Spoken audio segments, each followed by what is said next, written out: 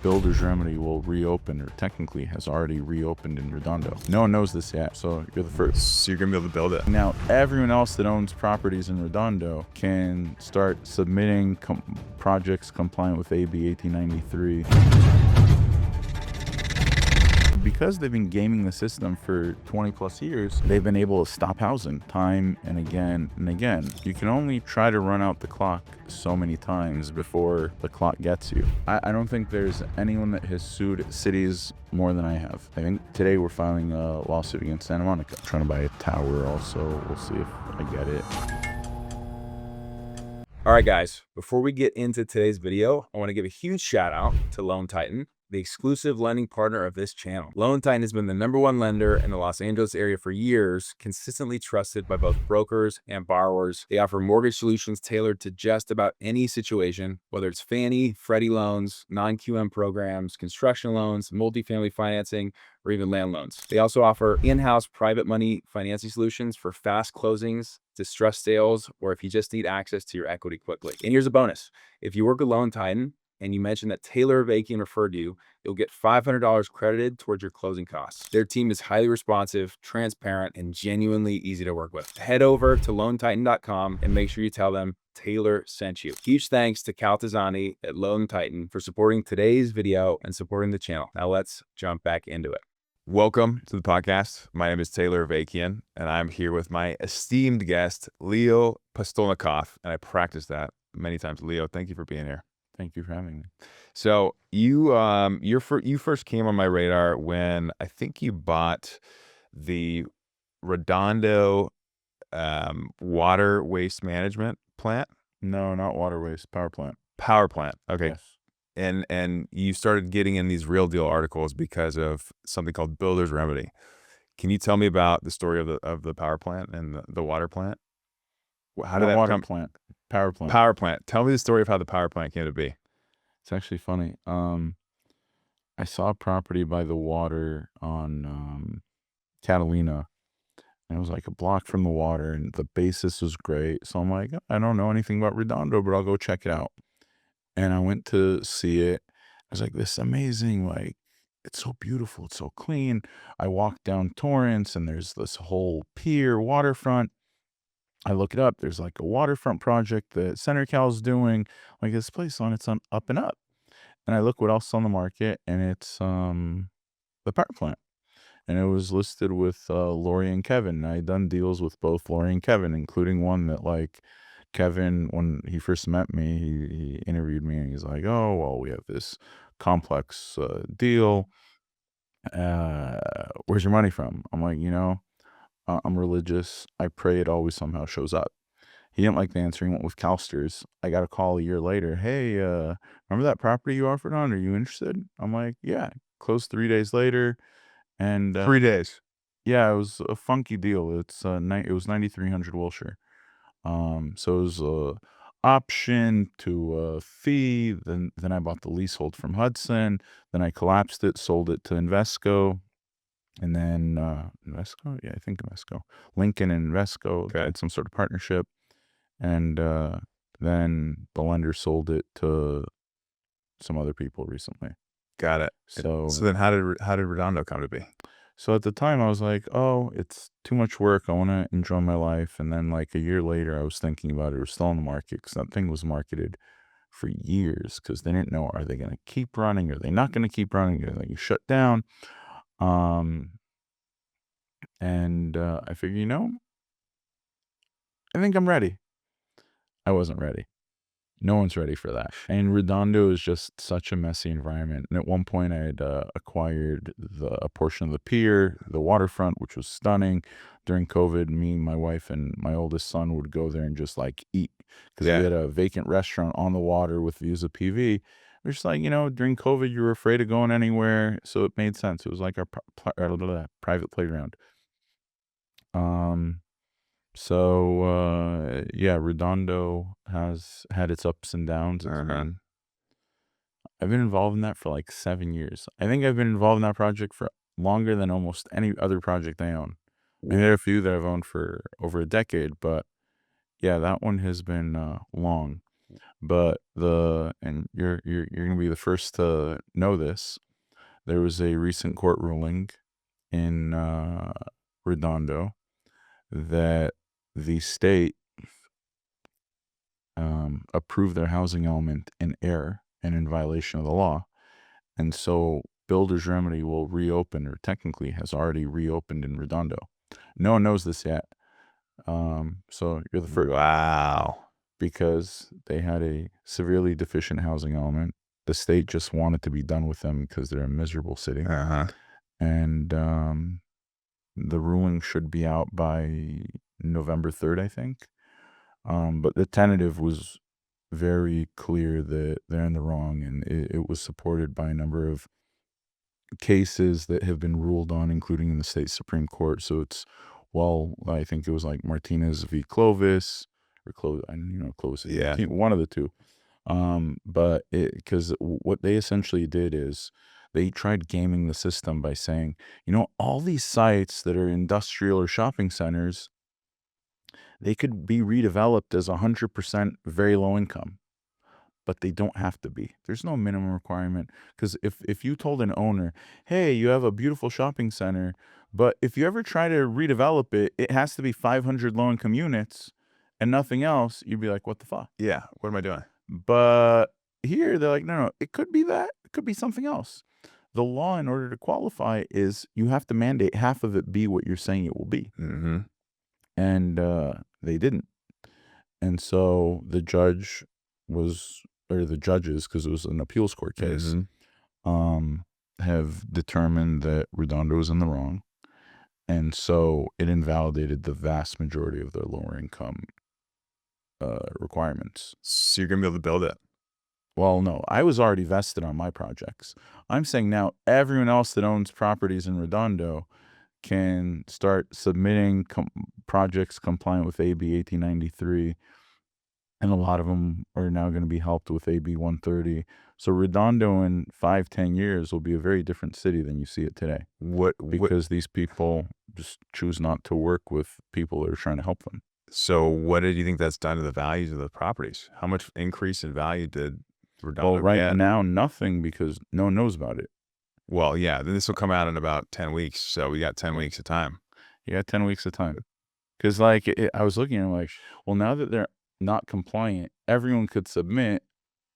And yeah, that's the funny thing is, people think, oh, well, now that I could build more, my property value goes up. And they don't realize, like the scenario in Santa Monica where they upzoned the hell out of the city and property values got crushed. Like Neil used to be able to sell his entitled units for like $300 a door, and Lincoln bought some of those. I think they wrote them down to under 100. Wow. So there's been a significant shift in values, and it's supply and demand.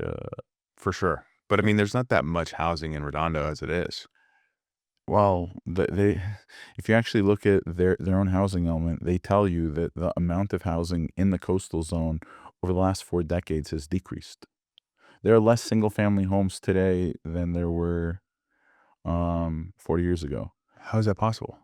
It's a very NIMBY city. I mean, they sued the state over. So, there was because there's low turnout in a lot of these cities, the state created a bill, I think it was SB 415, that said you have to have on-cycle elections.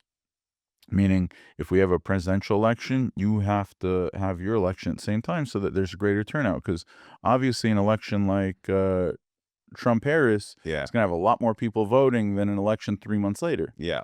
So Redondo sued the state, and they lost originally, but they won on appeal that charter cities are exempt. So whereas we had a massive election in November, they had an election in March. And if you look at turnout of one versus the other, so because they've been gaming the system for 20 plus years, they've been able to stop housing time and again and again. Well, now with the new laws in place through the state legislature and Governor Newsom, they're going to come to realize you can only try to run out the clock so many times before the clock gets you. And so that's a big one. Then I have like 7 lawsuits in Redondo. Yeah. I'm suing them as a takings for the mishmash of zoning that they've created, or zoning land use that they've created on the site. won a case against them on that in August. Also, it goes to the actual trial, I think, is now in January. Okay. And then there's the Beverly Hills Linden one that was Yep. also August. So I was out of town for all these. I was out of the country, but like, 3 wins is 3 wins. I'll Let's take them. go. How did you structure that deal? Which one? Redondo. I mean, we bought it with a carryback, and then we got into a dispute as to what the carryback was, because it was a function of whether or not they get extended, because they're supposed to shut down in 17, then 18, then 19, and 20. Then I helped them get an extension until 23. So it was based on how long they operate. The carryback had different interest rates, and then there was a dispute whether or not they got extended. So that's hopefully going to get resolved very soon. But yeah, and here we are. What was the total purchase price on that It was that you can disclose? enough. Okay. It was more than I would have liked to pay, but it was a reasonable enough number that I could live with it. And what are you going to be building there? What's the current plans? The current plan is proposed as like just shy of 2,500 units with some commercial and mixed use. And people are like, oh my God, that's so much. That's so much. The irony is no one realizes I based it off the heart of the city, which was approved in 2001 for the site. So what happened is when AES purchased the site from SE, they entered into an MOU with the city where they were going to upgrade and reduce the site and redevelop it. And that MOU resulted in the heart of the city, which was a specific plan for the waterfront.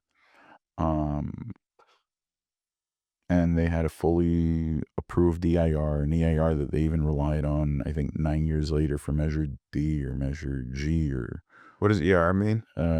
Environmental Impact Report. Got it. So they had a fully vested one, and then the city council, fearing an appeal, revoked the heart of the city, and it died in 2001. And that was the guy that fought it back then was the mayor who recently passed away, and his best friend that helped him is the current mayor. Wow. So it's been a 24-year journey to land in the same place. That is crazy. 2,500 units, because I used to live down there actually in North Redondo. And Really? Yeah. What part? I lived like east of that main street right there. Not the nice part of North Redondo. I lived in a house when I moved here. Yeah. I moved from Sacramento, and I moved into That's the 916 area code. Yeah, exactly. It was a duplex, front house, back house. In the back house, there were 10 people living there. They each rented a room, and they were all adults. So I moved in, 21 years old. There's like 45-year-olds and 60-year-olds, and it was just weird, right? I was paying $800 a month, barely anything. And the landlord was making a killing. Oh, crushing it, dude, crushing it. I would, I shipped a mattress there, the ones that come in like a box, put on the floor, didn't have anything. I didn't have closets. Literally my clothes were like on the ground, but it was, I look back and reminisce, I was just grinding. Like that was the time where I was just making 600 calls a week in the office at 4:30 in the morning, staying till 9 p.m. at night. Where were you back then? I was at Matthews. Okay. So we were up at Rosecrans. So I probably was there for 6 hours a day, just sleeping. Like that was it. Oh, wow. Yeah. So I lived there for a year and then moved in with a couple buddies at Matthews. But it was, I love that area. I really do like the South Bay. I think it's slept on in terms of people in LA. Like they go to the Manhattan Beach for the beach, but they don't understand what it's like to live there. I'm very fond. Well, it's become very popular. I know a lot of people that like from Culver City that moved there, and after the Palisades fires, it became again for Manhattan Beach, Hermosa Beach. Redondo's sort of like people still move there. They move to South Redondo as opposed to North Redondo. Yeah. And it's funny because like Redondo doesn't have that pizzazz of the other cities, but it's because you have Manhattan Beach, which is a few blocks from the beach, Hermosa Beach, that's a few blocks from the beach, and Redondo Beach that has South Redondo a few blocks from the beach, and then you have all of North Redondo behind Manhattan Beach and Hermosa Beach. Yeah. And that's like what people like. They don't know that it's almost like two cities. Yeah. And the way that the South Redondo has done it is they've pushed all development to North Redondo. Got it. all compliance, everything. So whenever they need something done, they're like, that goes in North Redondo. And that's how they've gotten away with it for so long. And, well, it won't last that long. Yeah, man, that is so exciting. I want to walk back to how you started in the business, because I don't know if I know the full story. I know we met at 3rd Street, one of your buildings that you have in Santa Monica, but can you like walk me through the beginning? Like, what was the first, how did you get into this business? What was that first deal that you did? It was a fluke. It was, I bought a condo for my grandparents because they were getting older and my parents wanted them to be closer to them. And my grandparents didn't want to live there. I'm like, well, what do I do? So I sold it. Like, I bought it, I renovated it, and I sold it. I made some money, and I thought the market was crazy. And this was like high school to college. And ironically, I bought them a unit in the same building 6 years later, which is where they both lived till they passed. Wow. So I guess I was early at the time. And then, like, after college, I worked for the city of LA, and I met a real estate investor, and we became very close. And we ultimately did a number of deals together. And then I went on my own, and here I am 15 years later. It's only been 15 years. I've been investing in real estate for 15 years, yeah. And what does the current portfolio look like? I can't even tell you. It changes. It changes. It grows. I mean, it's quite a few properties. Like, give me a range, like 30, 40, 50? It's more than that. More than that? Less than 100? No, it's more than 100. Less than 200? Probably less than 200. Okay. All right. So 100, 200. 100, 200. Is it mostly apartments or multifamily? The vast majority is multifamily. There is some commercial, retail, industrial. Industrial's become a larger portion of the portfolio the last 2 years. Why did you switch to industrial? It's just where the opportunities are. It's industrial was slowing down, so there are opportunities to buy portfolios at good basis, spin off a few assets, keep the rest. Let's see. Yeah, so there's that. What's your general strategy regarding investing? How do you know which properties to keep, which ones to flip, which ones to sell? How do you think about? Well, today you can't sell anything where there's a transfer tax. So Santa Monica, Los Angeles, no more sales. I used to probably sell 10 buildings a year in LA for many years. And now, since ULA, I don't think I've sold one. Wow. Like, I even have a few that I'd love to sell. So Yeah. like now, anything I buy in LA, I can't sell. I'm sorry. Yeah. And I have 7 in LA that close in the next 2 weeks. So including an office building that you asked me about earlier, a retail building that's going to be big news. It's small, but it's sentimental. Okay. So you still believe in Los Angeles, clearly. I love LA. This has been home to me for 35 years. It's a wonderful place. One of the reasons I bought Skid Row was because when I was a kid, LA was a great place. Mm-hmm.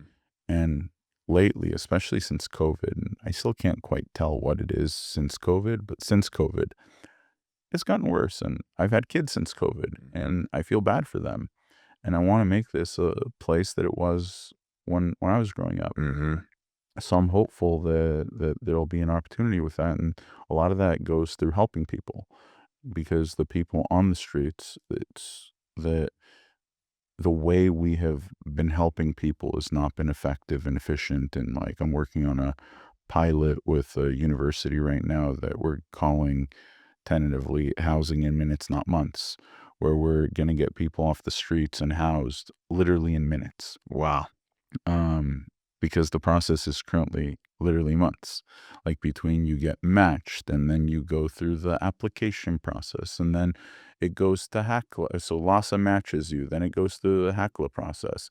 Then you have to find the people because they're unhoused. If the encampment's cleared, how do you find them? If the service provider isn't dealing with them regularly, how do you find them? And it's like, there are a lot of touch points that get lost. And so we're working on ways to make sure that the people are housed quickly when they want to be housed, and treated. So the university, we're working with like their street medicine team to hopefully to create a solution where they're being treated while they're housed, and it'll be a savings to the taxpayers because they're not going to ERs and whatnot. They're not. We're catching things before they get bad, which was the basis of another program the county did 12 years ago, which I actually was the first one to opt into. So, like, the flexible housing subsidy program that they do through Brilliant Corners. Yep. So I did the first lease with them when they came out, when it was West Bay Housing. I flew up to San Francisco, toured their properties, and it was a chance encounter with someone at the county. So I've been a believer in this and for many years, and now with technology and AI, we're able to hopefully track it and show that we're able to help people, bring them indoors, and save taxpayers money doing it. I'm gonna go into AI in a second, but tell me about Skid Row, because I think that was when I saw that trade, I was like, I don't get it. It was just like, whoa, because I think the basis he bought those, it was like 10,000 a door, like something that just didn't seem. I don't know the details of it, so can you explain to me that Skid Row housing transaction and why you ended up buying that? You realize, and you do mostly multifamily. Correct. In multifamily, you're buying at some sort of marker, whether it's NOI, cap rate, whatever. Yes. The properties don't operate at a zero; they operate at a negative. So the fact that I paid $1 means I overpaid. Interesting. But I do believe that over the long term, I could figure out a way to stop the bleed. I haven't figured that out yet, but Okay. I am hopeful. And I think I could help people. So the Skid Row transaction was not really a way to make money, but a way to solve a problem. I like solving problems. So when you ask me, like, what do I buy? I own all the property types, not because I know anything about any of these property types. I like puzzles. So to me, these are puzzles. Like in Beverly Hills, every commercial property I've ever owned, I've bought the building and the fee separate, merged them, sold them. So I've merged 3 buildings in Beverly Hills, working on a 4th. Wait, can you explain to me that? What does that mean? You've bought the building and the fee separate. So in Beverly, you've heard of leaseholds. Yes. So in Beverly Hills, there's a disproportionate number of leaseholds to Like a elsewhere in ground the city. lease. Yeah, like a ground lease. So there's 10 to 15 ground leases in Beverly Hills. I think I could probably tell you all of them. So of them, if they're 15, I've already done 20% of them. Wow. And I'm working on hopefully 3 more. So yeah, it's wherever the opportunity finds itself and how you could make it work. So explain to me the structure of that leasehold. So you would go buy the building, right, which someone owns the ground lease on, and then you go buy the ground lease rights, Or vice versa, yeah. or vice versa, ground and then buy the building, and then merge them or merge them and sell them. Yeah, got it, as one, as a full fee simple. yeah. That was what 9300 was. Got it. More complicated because there I bought. It was an elderly gentleman who needed money for health care, whose son literally sued him, saying, "I don't want $1 of my inheritance going to prolonging your life." Which is why the messy thing with Yeah.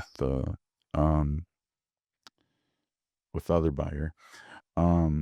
So yeah, there I bought the option to the fee, then I bought the leasehold, then I bought the fee. So why would someone sell you the ground lease because typically the ground lease holder has all the leverage for the most part, right? Because they own that. And when that leasehold expires, like in New York City, technically the language typically says they get the building back. It reverts back. Right? So why would they sell you? Why would a fee owner sell me a building? No, why would a ground lease holder? Yeah, the guy that owns the land. Why would he sell you that ground lease when you own the building? I mean, generally because you're buying it at such a number that it makes sense. Like if you're getting a 1% return for the next 40 years, what do you care what it's going to be worth in 40 years? So oftentimes you're not buying it based on a cap rate. And if you are, you're paying a very low cap rate. Yeah. So that's why people sell. Got it. And so you knew, or I mean, that's what Safehold is. And your Safehold started off, the REIT started off with this idea of separating these assets. So they buy the land, give you a 99-year lease with escalation, CPI, whatnot. And it's become a big model. I think they opened, 5 years ago? They've done billions of I'm not even deals. familiar with Safehold. You know, No. they recently merged with a triple net. During the interest rate rise, they merged with triple net REIT, but Safehold came up, was the first REIT that was doing that. I think Beverly Hills Property, in the BH Property Group, might Oh, be yeah. too. Okay. But it's like people are now doing the reverse of what I did, because they want the reversion Yes. at the end of the term, and they're okay with the lower yield, but they're able to get a better yield. So like the Safehold's model was, you have operators that make money on the cash flow and on the operations. We just want fixed yield, and we'll take a lower yield because back then rates were low. But yeah, if you look up Safehold, that was I think it was like Jay Sugarman was the CEO. I haven't tracked it since the merger, but I'm surprised that, because I was familiar with, I didn't even know ground leases were a thing, and I didn't know you could do them anywhere besides New York City, because I'd do 'em wherever only you ever, want. I know you can do them. The only issue you have, the only difference between LA and New York is, in New York, you could do them for a term of longer than 100 years. In California, we have the law of perpetuity. So anything over 99 years and like 11 months and whatever days is invalid. Why don't more people sell ground leases? Like, why do people not?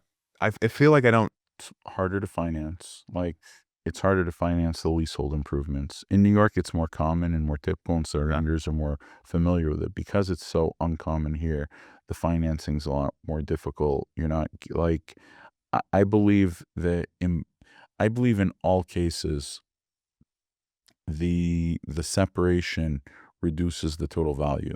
Got But it. people do it for liquidity, for capital, for whatever it is, because you're able to get money out.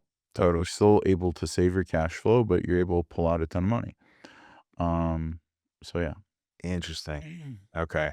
So you, Skid Row is, you're working on that. It was a total of what, 17 buildings? 17 buildings, 1,194 units. And right now you're working with the city or these schools to basically, Schools. you said the university? That's That's a Skid Row.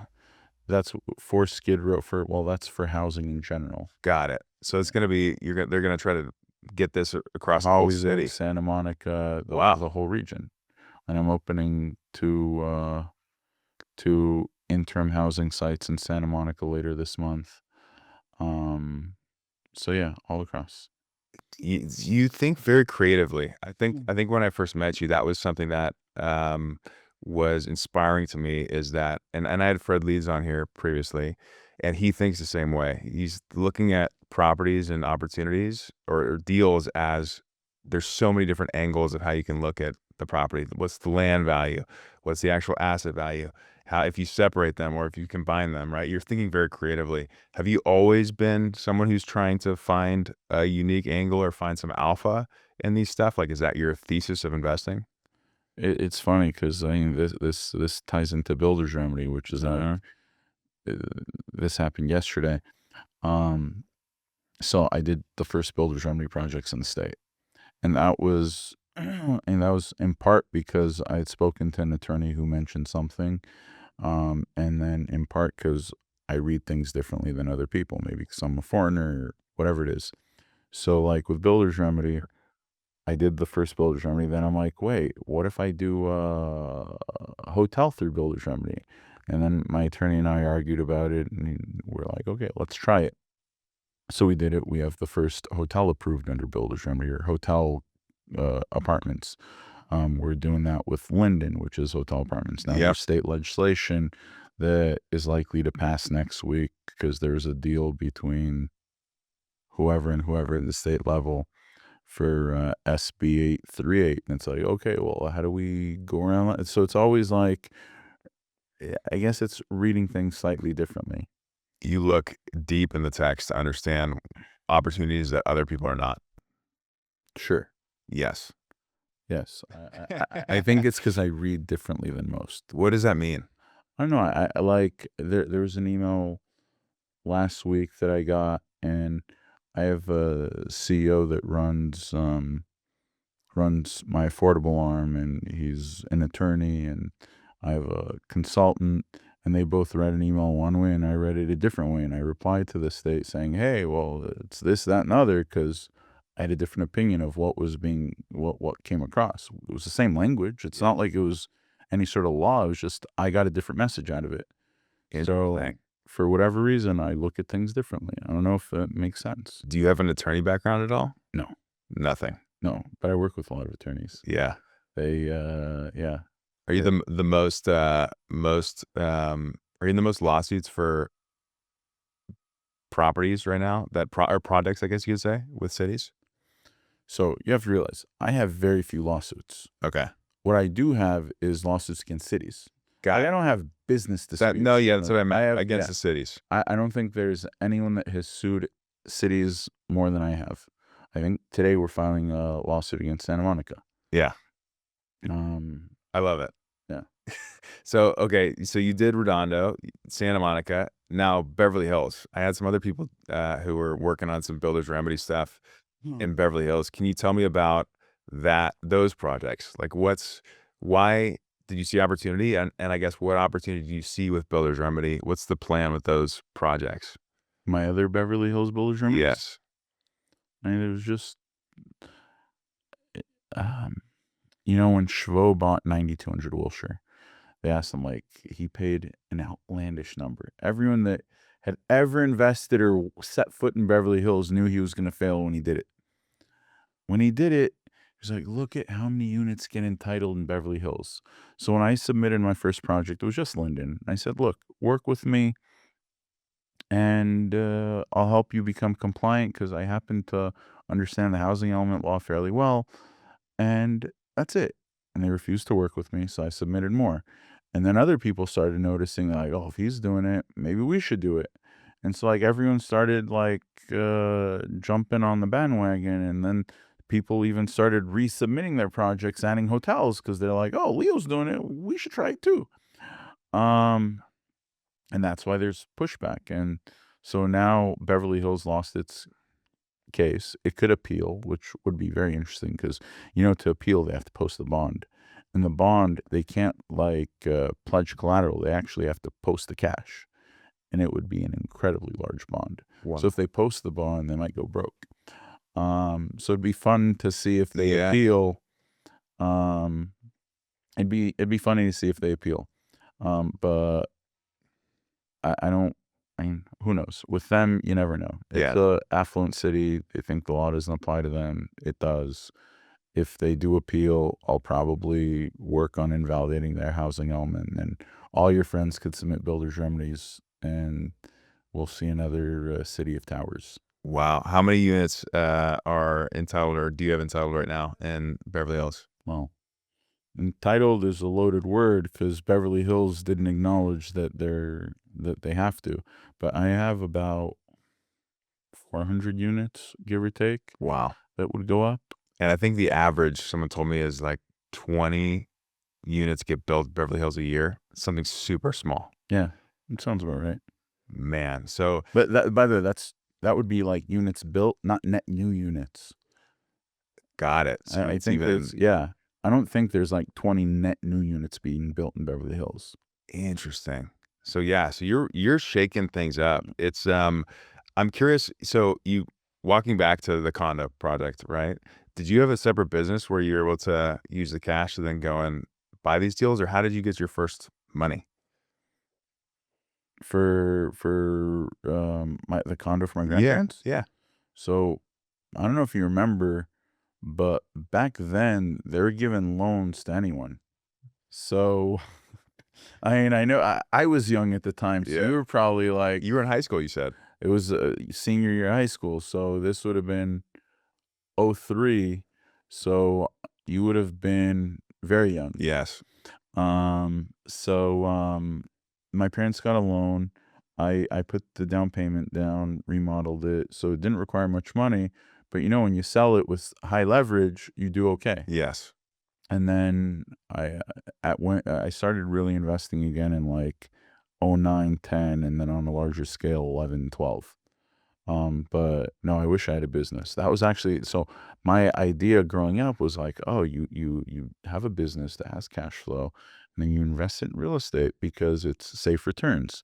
And somehow it worked out that real estate is a greater multiplier of returns than any business I could ever figure out. So it worked out that way. And because I hear the opposite a lot of times. I hear what you said previously is people use it as a safe haven, a diversification of assets. Explain to me what you mean. It's a better multiple.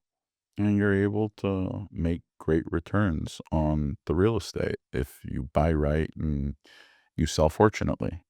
I mean, look, we had a market the last 3 years with high rates that has been difficult, but until then, from 2011 to 2022, you literally couldn't lose. Mhm. You didn't have to be a genius or smart.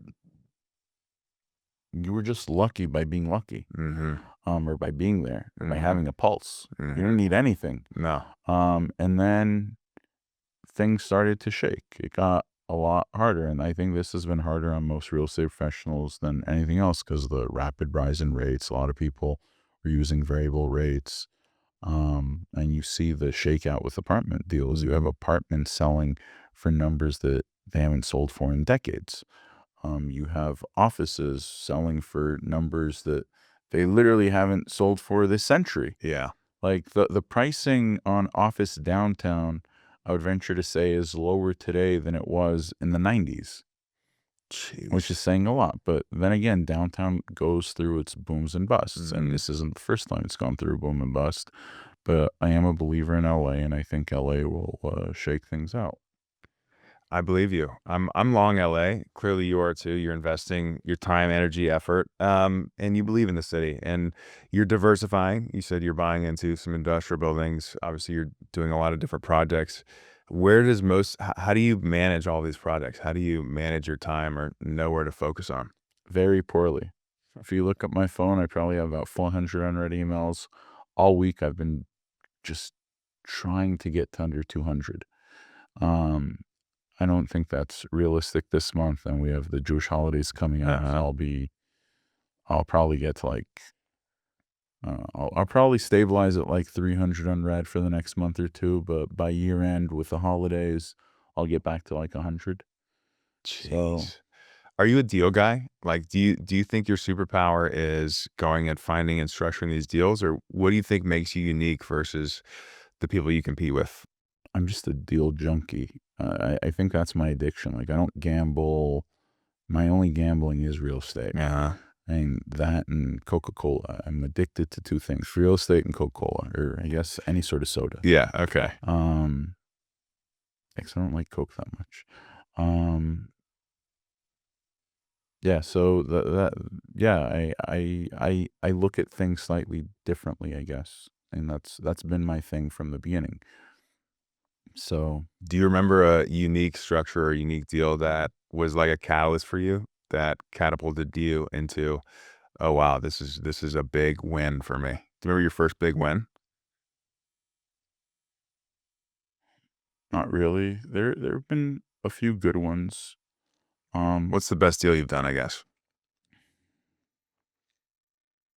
And 9300 is a great deal. A week after we bought the fee, we sold it for 20 million more. We were into it for maybe 5 million. What? So it was good. Can you explain that deal to me? Yeah, we bought the option, which we had to buy cash. It was like 3 million bucks. Okay. Then we bought the leasehold, which was, and we financed it. So I think we got it with like another 2 million down, and we got a loan for the rest. And then a few months later, we we actually renegotiated the option. I think we may have terminated the option because we renegotiated the price to buy the fee for a discount. So we ended up getting a discount that was greater than our option price after the option payment we've made, which was already fully baked into the loan. So we essentially, it didn't cost us anything extra, and we already had a buyer to buy the building after we merged it. Wow. So you already knew who you were going to sell it to at a yeah. predetermined price, I assume. Mhm. And so you said, okay, here's what we have to play with. Here's how we're going to negotiate this opportunity.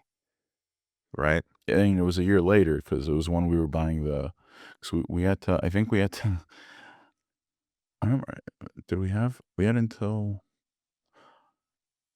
I think the end date may have been, no, because the lease ended in 32 maybe. I don't remember the years anymore. We had a few more years on the option, but we were able to exercise it early, and by exercising it early, we were able to get a discount that was greater than the option payment we made. So I think we terminated the option, just bought it and sold it. Wow. So, and then we've done a few of those. So like where Cipriani is now in Beverly Hills, that was our building. We bought what was then Doma. We brought in Medeo that was there. When their lease was up, we sold it. So yeah. So the projects that you're working on right now, you have a couple that are closing, and this will come out after those. What are the deals you're working on right now? What's the When creative? is this coming out? This will be out in at least 2 months. Oh, this out in 2 months? Yeah. Oh, okay. So I'm buying the pantry. Okay.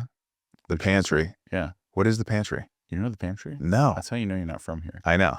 9th and Fig. It was the restaurant that was open 24 hours a day for 100 years. Yeah, all near the office buildings. Yeah. Yes. The line was always out the door. Exactly. So no way. Yeah, I know the So I'm pantry. buying the pantry. That's going to be announced on Thursday. Wow. Epic. Don't tell anyone until Thursday. I won't. The union will kill me. Yeah. I'm bringing back the Unite Here, the union. What does that mean? So it was union operated. Unite Here, the hotel workers. They operated that restaurant for decades. I'm bringing back all the employees that have worked there for decades. Whoa. Which is ironic because they're also the ones that sponsored SB 838 that killed hotels within Village Remedy. They better switch their mind after you doing this for them. Yeah, so we'll see. I'll yell at them later. Okay. And then there's Pac Mutual, which is a nice building. Yep. And the irony is in 2012, when I started investing in downtown, it sold for like $60 million before it went through like a $50 million rehab and sold for 200 plus. And now we're buying it for less than it sold for in 2012. Jeez. So there's clearly stress out there. What are you gonna do with it? Like, what is your business plan for these kind of? How do you think about? Do you have your business plan before you're even putting an offer in? How are you looking at? Yeah, if I don't have a way of making the project work, I'm not looking to buy the project. I'm not putting in blank offers thinking I'll figure it out. I have to have an idea for the project before I go in. So that one is going to be also unique. I'm going to, you'll see. Okay. You could have me here in 2 years and be like, okay. Oh, I see what he's doing. Yeah. So I have something planned for that because normal office is hard. But it's a beautiful building. Like if we were building it today, that building would cost every bit of 200 plus million to build, and we could buy it for a fraction. Jeez. And it's got decent cash flow. It's got great upside. So it's a beautiful building.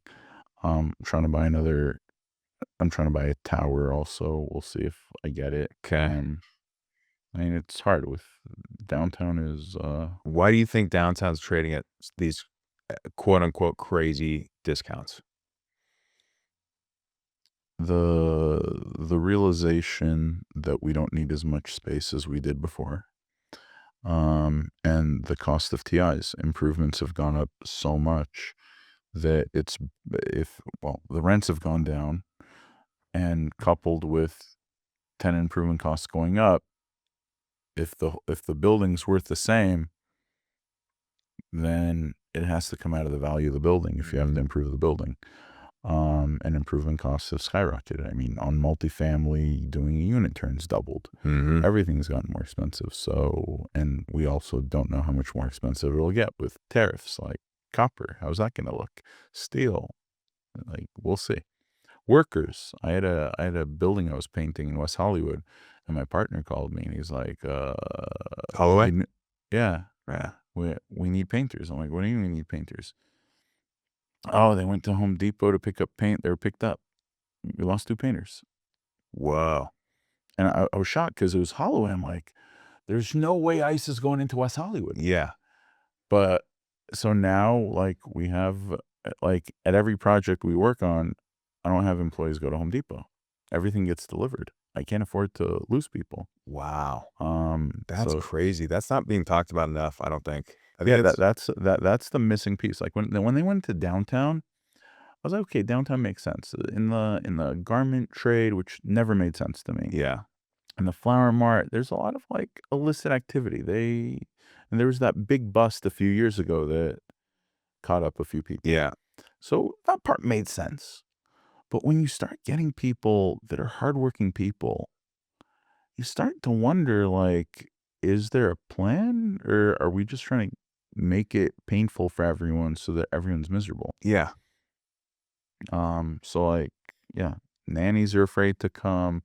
I have my house in the Palisades, which is, well, the weeds in the Palisades, Uh-huh. and I can't get a gardener. They're all afraid to go. They're like, oh, we don't know. There's this, there's the tick up. I'm like, no one's gonna see you. Just mow the lawn, call it a day. And it's tough. Like, these are serious things. Jeez.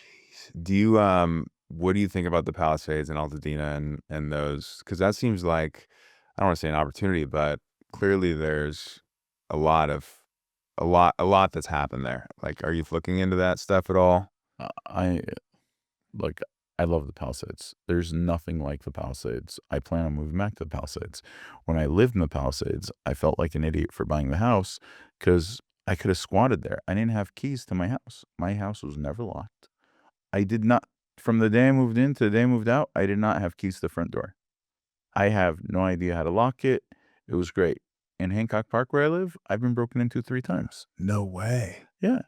Like, there's a difference. So for me, there's nothing like the Palisades. And one of the beauties of the Palisades was this multi-generational thing where, like, you had people in their 90s, people in their 70s, people in their 50s, people in their 20s. And unfortunately, I think we'll lose a lot of that because a lot of the older people are not coming back. You're going to have younger families hopefully moving in. But it'll take time. Altadena, I don't know as well. But I don't look at it as an opportunity of distress. I just think it's an unfortunate thing because that was my community. That was my home. Totally. How long do you think it's going to take? Too long. Really? Yeah, it's...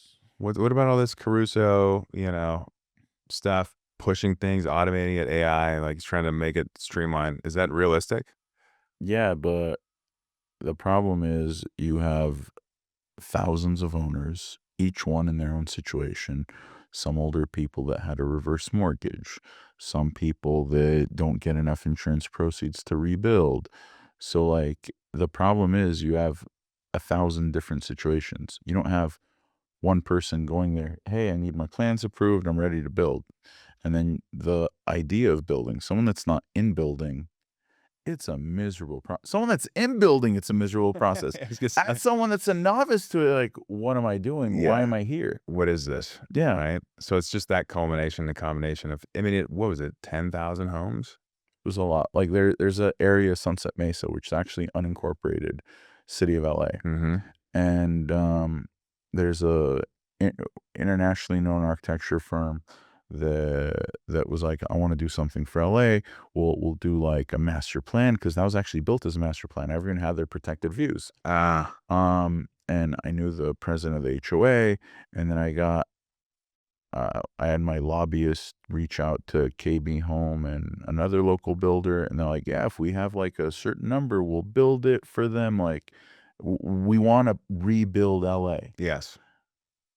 And I connected the 3 of them, and, like, that's it. Like, you have an architect that'll do it. You like, world-renowned architect. You have a national home builder willing to do it that'll probably be cheaper than anyone else. So you have design you'll never get, home builder that you can't beat the pricing of on scale. And Sunset Mesa is probably like 400 homes, 500 homes. The HOA couldn't get themselves on board. Forget about the other owners. So, like, it becomes problematic. It's so when you say, like, how long, I don't know. You have a neighbor, another neighbor. When are they going to figure out? And then who wants to live in their house while the houses on both sides are being built or they're dirt lots with weeds? So the sequencing is going to be unfortunately problematic. So we got a long time to figure this out. What do you think the biggest opportunity is in Los Angeles? Doesn't have to be any asset class, any type of building location. Like, where do you see the biggest opportunity the next 5-10 years? If I knew, I'd be betting on it. I have no idea. Like, LA has its pockets. Everyone has a area that they focus on or that they do well in, and a lot of areas are depressed. Like, downtown is rough. Santa Monica is rough. I mean, we'll see. A lot of it depends on the political leadership, crime, getting that under control. That's been a problem that we've had. Homelessness has been a problem. So we'll see. Like, everyone was blaming, what was his name? Oh, Garcon? Yeah. Yeah. And now we have Hochman, and it's better, but it's incrementally better. Yeah. Like, there is no magic pill that we could take, and we're back to where we were. What do you think needs to happen for us to go in the right direction? I think we need to be more serious about the mental health problem and the drug problem that has taken shape. And if you look at, like, a lot of people in Santa Monica complain about the needle exchange in Reed Park. And it's like, oh, the needle exchange, that's the problem. That's the problem. Needle exchange has been there for 20 years. The problem's only been there for the last 5. So it's clearly not the needle exchange. What is it? It's the drugs. They've changed. We have these synthetic drugs, the fentanyl, all this, and it messes with your mind. When I was a kid, I used to see the newspaper, this is your brain on drugs, and they'd have like an egg. And it was a little bit of an exaggeration back then. That's actually the case now. And the problem is, once you have it, you need to treat it. And what we do is we're like, we try to say everything's the same. So what you need is what I need, but you and I need different things. And so I think getting to that realization, and like the county's getting serious about it, the state's getting serious about it. There was a wonderful LA Times article like 2 months ago about like homelessness in LA. And there's a section about how, like, everyone blames Reagan for defunding the mental health hospitals. And what actually happened is we had institutions, and we're talking about like multi-hundred bed institutions that had abuses. But back then, modern medicine was like a lobotomy. And that also gives you like, you think about that and you're like, okay, well, if 60 years ago, 70 years ago, lobotomy was modern medicine, I'm going to the doctor today. What am I going to think about it in 50 years? Yeah. So there's that. But then they were closed in order to open up like community clinics. So there was always this idea of having the mental health provided for. And what we did is we're like, oh no, we don't have the budget for it now, so we're not going to open up the clinics and the psychiatry and whatever. And we have that remnant that like grew, and then during COVID just exploded. And so certain people need higher levels of help. And that's actually in Santa Monica. I'm opening 2 facilities that are going to have that. And I'm working on an entire continuum of housing that tries to help people from the time that they're unhoused to the time that they could hopefully live independently and fully unsubsidized and hold down a job. And the idea is to like help with workforce training. So one of the things that I'm trying to find opportunities for my residents to have workforce training and have marketable skills, open up cafes, and they could be store clerks and baristas and things like that. Mm-hmm. So You're trying to do multiple things to help, because I think landlords have been vilified for a very long time. It feels like it's landlords versus tenants. And I don't think that that's what it used to be. And it feels like we need to get back to, we're all trying to provide housing. We're all trying to make people better. We're all trying to come together as a community. yeah, but part of it is that landlords, in some cases, were a little egregious and they would evict illegally. And as a result, there's this response that now we provide free eviction defense. So like in Skid Row, I have when I bought it, I essentially bought it from the city. Mm-hmm. The city was the steward of these properties, and the city only processed evictions if they were serious issues. Like the city didn't want to be known as someone kicking people out. Yeah. So I inherited one of these evictions during the transition. I get a call from my attorney. This eviction started by the receiver. And the city's paying for his defense, and it's a jury trial. And because of the staff transition, I might lose. And I should really settle with the guy, and I should pay him 10, 20 grand on top of the legal that I owe, on top of everything else. And this is a tenant that's cutting smoke alarms, damaging the building. And the city's like, hey, your fire panel's in trouble. I'm like, yeah, it's the tenant you started evicting. Like, what do you want? Yeah. Like, well, we want you to fix the fire panel. I'm like, I can't. The tenant keeps breaking it. Like, Yeah. I have a tenant. I have no rights as a landlord over my tenant. My tenant has every right. And so, like, one of the things I'm trying to work on is, like, getting the care courts to be more involved and helping with that. Because if someone's in permanent supportive housing or a provider in permanent supportive housing, they're not getting rid of a tenant to get a higher rent. Their Yeah. rents are capped. Yeah. I'm not getting a penny more. I have unit turn costs. I have downtime costs. I want all my tenants to be there and be happy. As opposed to a market rate landlord who has a $600 tenant, they buy him out or they do Yeah. something and then they get $3,000. And because of people that were overzealous in that, that's why we have all these things. So Mhm. you say it's like not landlord tenant. There is a fight and there is a dichotomy in it because you have had bad actors. I mean, I'm sure we both know people that have acted For sure. not the way they should. Yeah. Yeah. And it Um, puts a big stain over everyone. Yeah. Right. One bad apple makes everyone look bad. Are those deals, do they make sense from an investment perspective because of the way that the private and the public are coming together for like subsidized housing? Not yet. Not yet. It's been almost a year and it's not even close, Really? but I'm hopeful. That's the goal, The, right? the goal is to at least break even. My goal is my premise was I'll break even within a year. I'm very close to break even.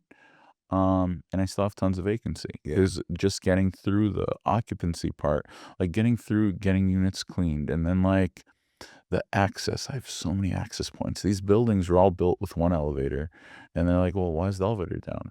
Well, I don't know. Why wasn't it maintained for the last 20 Yeah. years? They didn't build them with two elevators. Like in a normal building, you have two elevators. One goes down. You have the other one. You fix it. So they're issues. Labor of love.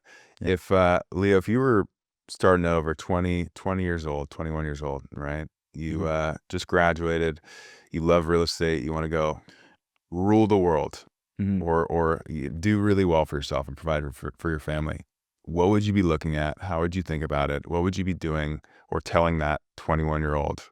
How are they going to be Leo in 20 Honestly, years? I'd probably say like start in brokerage, get to meet people, get to understand what they're doing, how they're doing it, and then do it. Most of what I know is from seeing other people do it or reading about it. Fortunately, there's great articles about everyone that's done it. So even if there's a person you've interviewed I don't know, I've probably read about them and I have a sense of what they do. How do you continuously learn? How do you continuously improve yourself or stay ahead? I don't know if I'm ever staying ahead. And if you look at my emails, I'm staying behind. But I mean, I like news. I like learning about it. I get, I don't know, a bunch of emails every morning that gives me like, oh, this is happening in LA. This is happening in New York. This is the economy. And from there I see, and then I have a bunch of lists. Like I'll get an email about all the housing stuff and all the affordable housing stuff, all the state level stuff. And they're great articles that you could just like, there's studies and yeah. So What before we wrap up, last thing, I appreciate you coming on. I think you got a lot of fun, interesting stuff that's happening. I think you are willing to take on brain damage that other people are not, because you have the wherewithal, the fortitude, and you see opportunities where others don't. So I think that's very, very impressive. And I like to learn from people like you, because every time I get in a room with someone who thinks differently, there's one nugget or something that I can pick up. So I want to commend you for that, and I'm excited to see these products that are going to be built. Redondo is going to be incredible. I'm very okay. excited for that. Beverly Hills is going to be incredible. So I'm hopefully one of these days we'll be able to do some deals together and make So stuff I happen. want to do that Fifth Street deal. I know. That was the best deal I've ever sold in terms of I didn't know what I had. I told you what you had right away. It was so good. It was such a good deal. Yeah, I wish I would have. That's one deal where like I wish I would have bought that, because it was such a good opportunity. But you live and you learn. You Yeah. take lessons from this. I want to thank you very much for being here, Leo. Thank you for having me, and I'm with you. If I could learn something new from someone every day, I've accomplished something. Amen, brother. Amen. Thank you. Thank you.